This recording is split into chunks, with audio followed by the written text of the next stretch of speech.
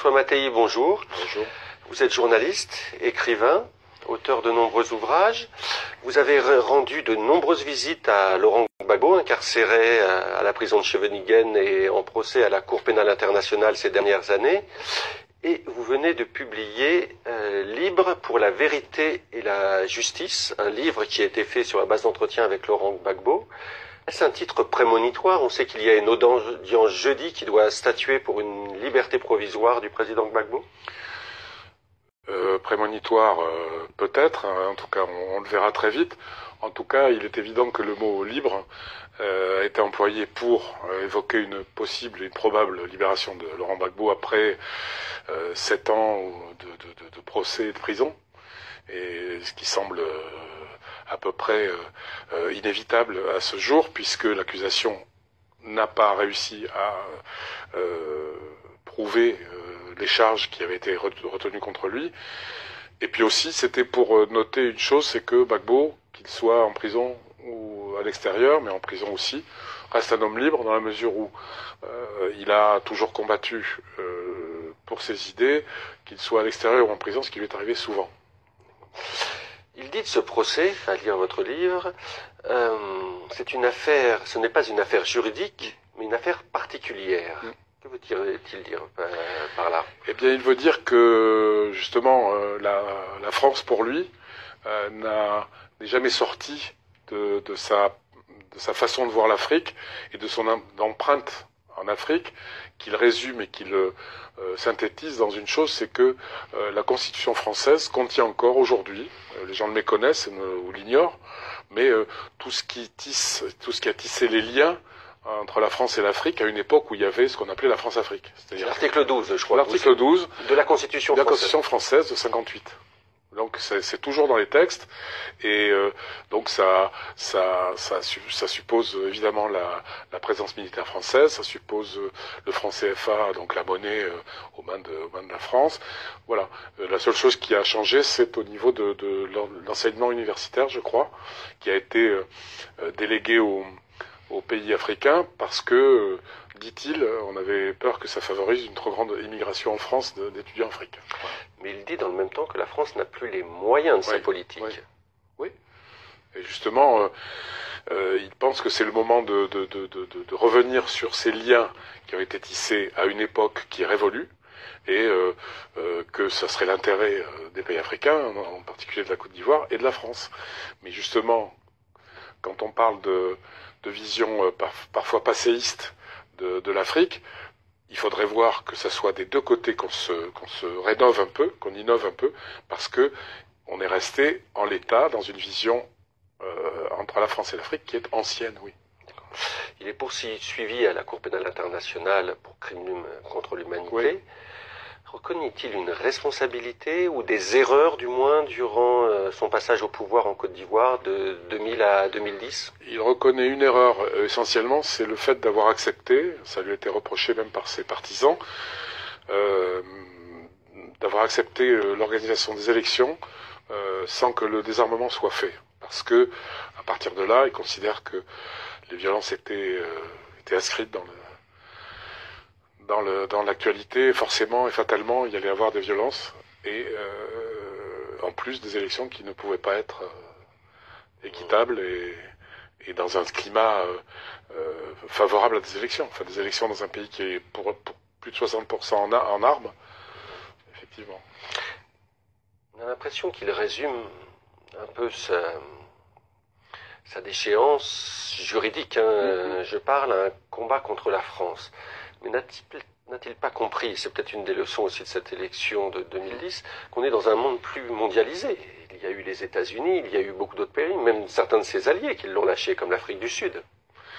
Certainement, en tout cas, cette vision globale, peut-être qu'en tout cas à l'époque, ce n'est pas celle qu'il a eue, mais il est vrai que la France, même pour ce qu'on appelle la communauté internationale, pour les intérêts aussi économiques qui sont présents en Côte d'Ivoire et en Afrique, est membre permanent du Conseil de sécurité, et très souvent est reconnue comme experte par les autres nations qui sont au Conseil de sécurité pour les questions africaines.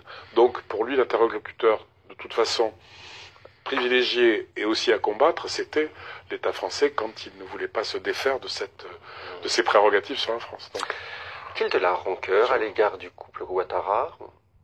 Je dirais pas ça, pas du tout. Ou qu'en pense-t-il? Bah, il pense que que Ouattara n'est pas un politique. C'est un financier, c'est un banquier, et il pense que Madame Ouattara est une femme d'affaires. Il dit que c'est plus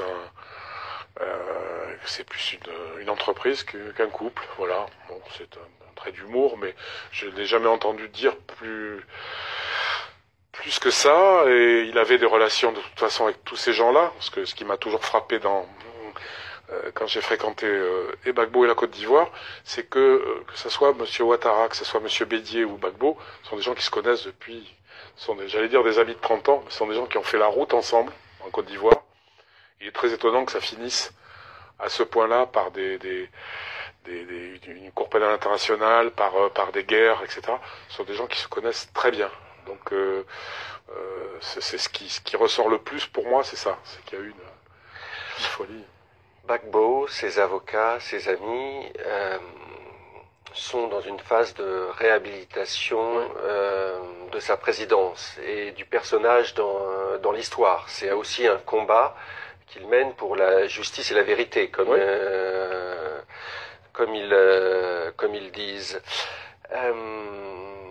Est-ce que le fait que cette audience ne puisse pas arriver à terme, est-ce que ça va avoir un impact sur cette volonté d'écrire une autre histoire, enfin de reprendre un narratif qui n'est pas forcément celui qu'on a entendu ces dernières années? C'est-à-dire que cette audience oui, s'arrête avant même qu'il puisse faire entendre ses témoins. Évidemment. Ça peut être le problème si le procès s'arrête à ce stade-là. Mais il est vrai aussi qu'après 7 ans, il a peut-être envie de liberté, ce qui se comprend. Et par ailleurs, moi je pense aussi que ça peut arranger tout le monde. Parce que l'accusation a parlé, c'est à la défense de parler, et uniquement à la défense. Et je pense que ça peut embêter beaucoup de gens, ça peut remettre en question beaucoup d'implications, beaucoup d'actions qui ont été faites pendant cette période-là. Vous pensez à l'implication de la France, de la France, notamment dans sa chute, de la France, oui, la pression financière. De la France, peut-être des États-Unis qui jouaient d'autres choses, mais tout s'est passé à travers la France. Et évidemment, peut-être que c'est quelque chose qui est très gênant. Parce qu'on va voir probablement des témoins, on verrait des témoins qui peuvent être des militaires, qui peuvent être des gens qui étaient quand même aux affaires et qui diront des choses assez graves. François Mattei, vous l'avez beaucoup vu ces dernières années. Laurent Gbagbo est un animal politique. Oui. Il est habité par la politique. Oui, il ne vit que par la politique. Quelles sont ses ambitions à sa sortie dans le cas d'une éventuelle libération? Dans le cas d'une éventuelle libération, il va continuer ce qu'il fait en prison aussi. C'est-à-dire qu'il a un parcours qui est... le parcours de sa vie est totalement lié à son parcours politique. Et pour lui, il y a pratiquement pas de différence. Il considère qu'il a continue à mener son combat politique en prison et il continuera de le mener en sortant, c'est évident. Et en Côte d'Ivoire. Et en Côte d'Ivoire, il est exclu qu'il aille ailleurs qu'en Côte d'Ivoire. François Mattei, merci.